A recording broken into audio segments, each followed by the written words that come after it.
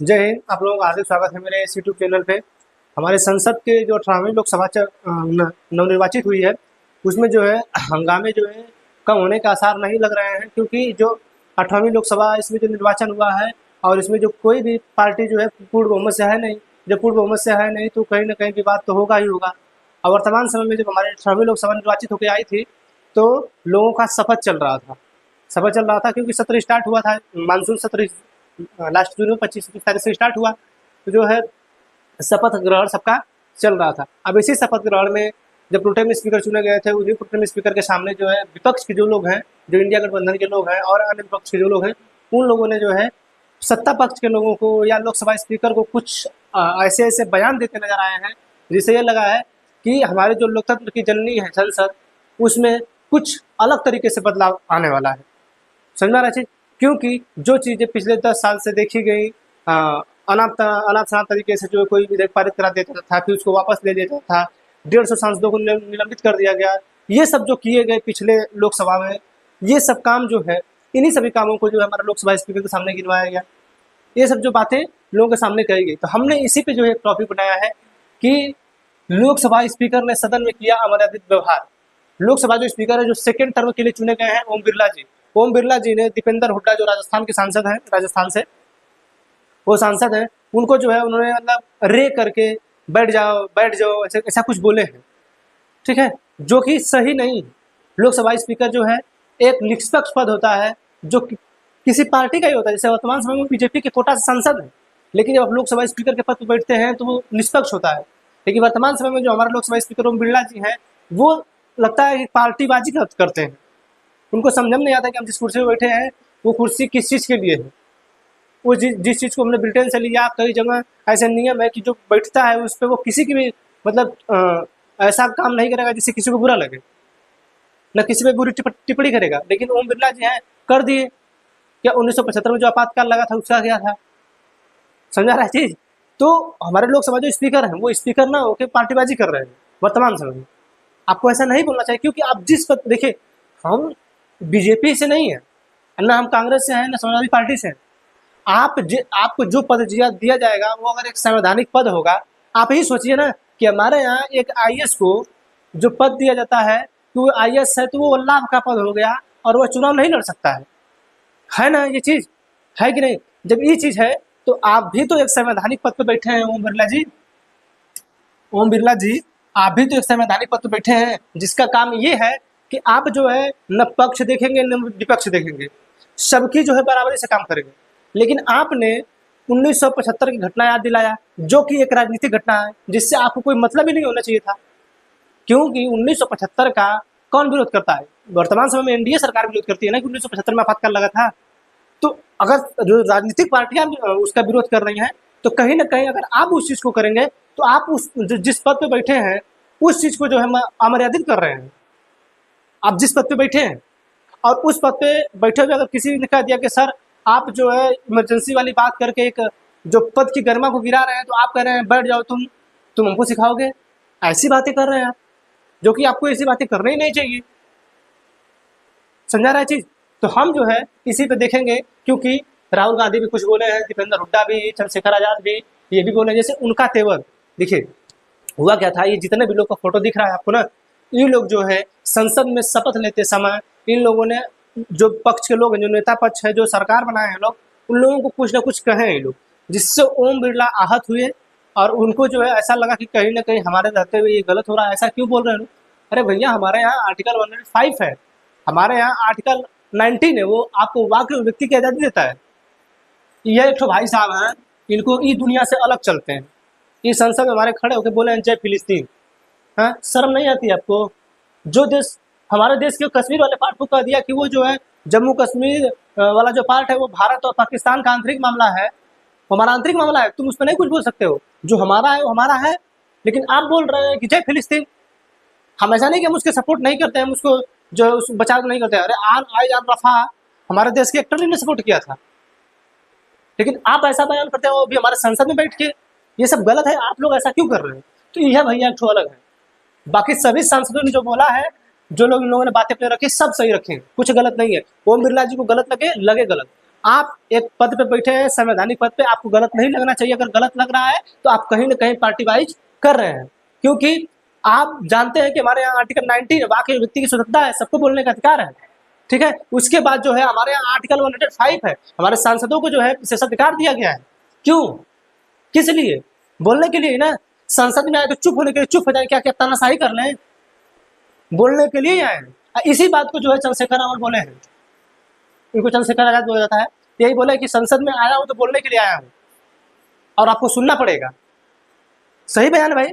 संसद में किस लिए आए? हम अपने जनता का आवाज उठाने के लिए। रोड नहीं सही है, पानी नहीं सही है, स्वास्थ्य नहीं सही है, शिक्षा नहीं सही है, रोजगार नहीं मिल रहा है, किस चीज पे हम किस चीज के लिए आए? इसी के लिए ना। तो हम बोलेंगे नहीं और आप कह रहे हैं कि शांत रहिए, तो ये सब गलत है, कहीं ना कहीं गलत है। समझा रहे चीज? तो इसी यही बात हम आपको बताना है कि क्या क्या लोग बोले हैं। जब शपथ ग्रहण हो रहा था, तो शपथ ग्रहण 2 दिन में हुआ है, समझ रहे हैं? 2 दिन में शपथ ग्रहण हुआ है। तो जो शपथ ग्रहण होता है उसे करवाते हैं प्रोटेम स्पीकर।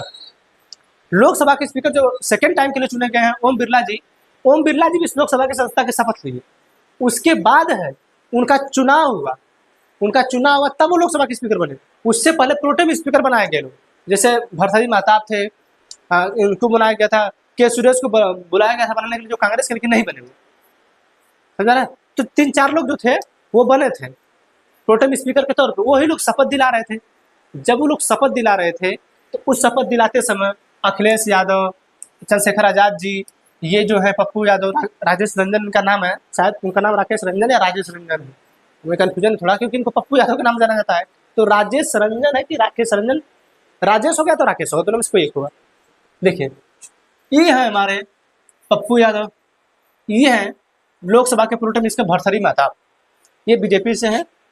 समझ रहे हैं? प्रोटेम स्पीकर नियुक्त किए गए थे। हुआ क्या, ये जब शपथ लेने गए थे तो ये अपने सामने रीनीट लिख के गए थे। देख रहे हैं चीज, यहाँ पे रीनीट लिख के गए थे। समझ रहा है क्या हुआ? रीनीट लिख के गए थे। और जब शपथ ले रहे थे उन्होंने कहा कि देखिए रीनीट का एग्जाम कराइए। उसके बाद इन्होंने बोलना अपना जारी रखा, जिसको रोक रहे थे भरथरी महताब जी, रोक रहे थे कि नहीं मत बोलिए, जय बिहार, जय सौराष्ट्र, ऐसे बात कर रहे थे, बोलते जा रहे थे, जय सुराज, ऐसे बोल रहे थे बिहार के बारे में। आप देखेंगे वीडियो तो पता चल जाएगा आपको। जय संविधान, जय बिहार, जय पूर्णिया, ये बातें कर रहे थे, क्योंकि पूर्णिया है लोकसभा सांसद है और निर्दल है। इसी बातों को रख रहे थे। तो लोकसभा स्पीकर ने, जो प्रोटेम स्पीकर थे, उन्होंने कहा कि भैया रहने दीजिए, हो गया। तब तक जो है इन्होंने कहना शुरू किया कि देखिए आप हमें मत सिखाइए कि कितनी बार बोलना है। आप किसी की कृपा पे जीत के आए हैं, यानी किसी पार्टी से जीत के आए हैं, और हम जो है निर्दलीय चुनाव जीत के आए हैं और 6ठा बार सांसद है। ये कहना था पप्पू यादव का। ये बात बुरी लग गई लोकसभा स्पीकर जी को, ठीक है। यहीं तक भी नहीं रुका मामला। इन्होंने बोला कि हम 6ठी बार सांसद हैं, और डायरेक्ट लोकसभा स्पीकर को, जो प्रोटेम स्पीकर थे, इनको बोल दिया कि आप हमें मत सिखाइए कि हमें क्या बोलना है, हम 6ठी बार सांसद, हम कुछ भी बोल सकते हैं। उसके बाद शशि थरूर जब संविधान की शपथ ले रहे थे, तो शपथ लेते बाद एटलीस्ट लास्ट में जो है इन्होंने कह दिया कि जय संविधान। क्या कह दिया? जय संविधान। आप बताइए भैया, जय संविधान कहने में क्या दिक्कत है? लेकिन हमारे लोकसभा स्पीकर ओम बिरला जी कहते कि भैया जब आप संविधान की शपथ ले ही रहे थे तो बीचवा में जय संविधान बोलने की क्या जरूरत थी? मतलब हमारे देश का संविधान ऊंचा रहे, आप इस बात से भी आपको ओम बिरला जी तकलीफ होने लगी? हम संविधान की शपथ ले रहे हैं और हमने कह दिया कि जय संविधान। अरे हमें शक्ति मिली है उसी संविधान से ना, उसी संविधान से हम शपथ ले रहे हैं ना, उसी संविधान से हमें शक्ति मिली शपथ लेने की ना। तो हमने अगर कह दिया जय संविधान तो कौन सा गलत कर दिया? लेकिन आपने उस पर भी रोका कि नहीं, आप क्यों बोल रहे हैं? यानी आपके लोकसभा प्रोटेम स्पीकर बोल रहे हैं कि भैया ज्यादा मत बोलिए। आप कह रहे हैं कि भैया काहे जय संविधान बोल रहे, तो काहे नहीं बोला जाए? क्या रीजन है? ठीक है, अब इसके आगे ये पप्पू यादव को जानी गए, सोचे।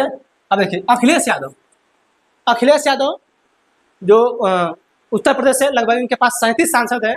37 सांसदों को लेके अब जो है ये हमारे संसद में बैठे हैं, और इनका इतना प्रभुत्व है कि जब ये संसद में अपने बोल रहे थे, इनको बोलने का जब मौका दिया गया था तो ये बोल रहे थे, तो इन्होंने ओम बिरला जी से कहा कि देखिए आप जिस पद पे बैठे हैं वह पक्ष और विपक्ष किसी का नहीं होता है, आप सुनेंगे तो दोनों की, नहीं तो नहीं सुनेंगे तो किसी का नहीं सुनेंगे। यानी आप वैसा काम कभी नहीं करेंगे जो पिछले सत्र में आपने किया। यानी इनडायरेक्टली रूप से यह कह दिया अखिलेश यादव कि आपने जो है हम लोग को जबरदस्ती संसद से बाहर निकाला था, या जबरदस्ती संसद से हम लोगों को निलंबित किया गया था। यार 150 सांसदों को निलंबित कर दिया गया था लोकसभा और राज्यसभा को मिला के। समझा ना चीज। तो अखिलेश यादव ने ये बयान कर दिया कि आप जो है वैसा काम मत करिएगा, निष्पक्षता से बिल्कुल तटस्थ रहिएगा। ये अखिलेश यादव बयान दिए। इस चीज का बुरा लगा ओम बिरला जी को कि हमें इतना गलत बनाया जा रहा है। राहुल गांधी ने कहा भैया देखिए हम लोग संविधान से चलेंगे, हाथ में संविधान था, आप देखेंगे तो हाथ में संविधान दिखाते हैं राहुल यादव, अरे सॉरी राहुल गांधी, ठीक है। उसके बाद देखिए दीपेंद्र हुड्डा ये बीच में आ गए, ये संविधान की शपथ ले चुके हैं, संसद की शपथ ले चुके हैं। हुआ क्या था, ये जो ओम बिरला जी हैं, ओम बिरला जी अभी तो बताएं आपको, ओम बिरला जी जिस पद पे बैठे हैं लोकसभा स्पीकर के पद पे, वो किसी का नहीं है, मैं आपको हर बार बता रहे हैं किसी का नहीं है। लेकिन इन्होंने जिस चीज की चर्चा की 1975 के आपातकाल की, आप उस पद पे बैठे हैं, आपको उसकी चर्चा ही नहीं करनी चाहिए थी, लेकिन आपने चर्चा कर दिया। हाँ, आपने चर्चा कर दिया। जब आपने चर्चा कर दिया तो इन्होंने कह दिया कि भैया आप उस पद पे बैठे हैं, वो बातें राजनीतिक हैं और आप एक राजनीतिक व्यक्ति नहीं है, भले आप किसी पार्टी से हैं, आप भले बीजेपी से हैं, कोटा से सांसद हैं, लेकिन आप उस पद पे बैठे हैं, वो एक गैर राजनीतिक पद है, यानी किसी भी पार्टी का नहीं है वो। तो आप ये बयान कैसे दे सकते हैं कि 1975 में आपकी सरकार ने जब आपातकाल लगाया था तो ये बुरी स्थिति थी, ये आप नहीं कह सकते हैं। लेकिन ये ओम बिरला जी बोले, यानी कहीं ना कहीं आप पक्षबाजी कर रहे हैं, यानी कहीं ना कहीं हमारे जो सदन है उसकी गरिमा गिरेगी, और आप लोकसभा स्पीकर रहते हुए उस सदन की गरिमा को गिरा रहे हैं और मर्यादित कर रहे हैं। जो चीजें आपको नहीं बोलनी थी आपने उसी को बोला। 1975 के आपातकाल की आपको क्या करनी थी, बात करने की जरूरत, लेकिन आपने किया। आपने इनके बात का बुरा लगा जब इन्होंने कह दिया कि नहीं बोलना चाहिए। एक ठोकी भैया है लास्ट में हैदराबाद से, इनकी सांसदी तो अभी किरण रिजिजू संसदीय कार्य मंत्री हैं, वो जो है अभी बोलने वाले हैं।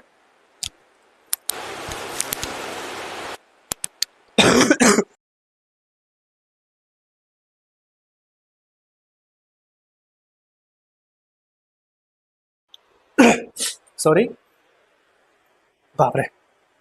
देखिए ये जो है ये बोले थे संसद में कि भी संविधान की शपथ लिए उर्दू मिली है। हमारे यहाँ आप जब शपथ लेते हैं तो हमारे 22 भाषाओं 8वीं सूची में 22 भाषाएं हैं, आप जो है किसी भाषाओं में जो है भारत में शपथ ले सकते हैं। तो इन्होंने जो है उर्दू में शपथ लिया।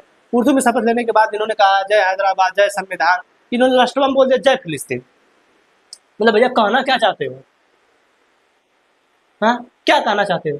आप कहते हैं कि 10 मिनट के लिए पुलिस हटा दी, हम देख लेंगे हैदराबाद में कुछ कर देंगे। भैया आप कहीं के धुरंधर हैं क्या? अरे आप कहें ऐसा हमारे आजादी बयान देते हैं हम लोग, संसद में बैठे हैं, आपको लाखों लोगों ने चुन के भेजा है, तो उनकी आवाज उठाइए ना कि ये कौन सी बात है कि हम जो है 10 मिनट के लिए पुलिस हटा दीजिए तो जय फिलिस्तीन। अरे जो देश हमारा सपोर्ट करता है उसके बारे में आप बोलिए ना, और ऐसी बातें मत रखिए कि जिससे हमारे ये लगे विदेश को कि हमारी जो संसद है वो दूसरे देशों का ऐसे सपोर्ट कर रही है। अरे इजराइल हमारा इतना सपोर्टर है, हम उसे इतना हथियार वगैरह लेते हैं, हाँ आप ऐसा बातें कर रहे हैं। हम लोग जो है इंटरनेशनल लेवल पे सब कुछ करने से बच रहे हैं और बीचों में आके संसद में बोल रहे हैं। तो इनकी सदस्यता जो है, संसद की सदस्यता लोग कह रहे हैं चली जाएगी, ऐसी कोई बात नहीं है। जो 7 लाख 8 लाख लोगों से चुन के आया है, इतनी आसान नहीं है। हालांकि भाई जो सरकार है, अब संसदीय मंत्री जो है किरण रिजिजू जी हैं, अब वही देखेंगे कि क्या काम होगा, समझ रहा है। तो यह सब जो बात था इनको बुरा लगा ओम बिरला जी को, जो ये लोग बात बोल रहे थे, जैसे ये बोल दिए कि हम आए हैं बोलने के लिए, आपको सुनना ही पड़ेगा।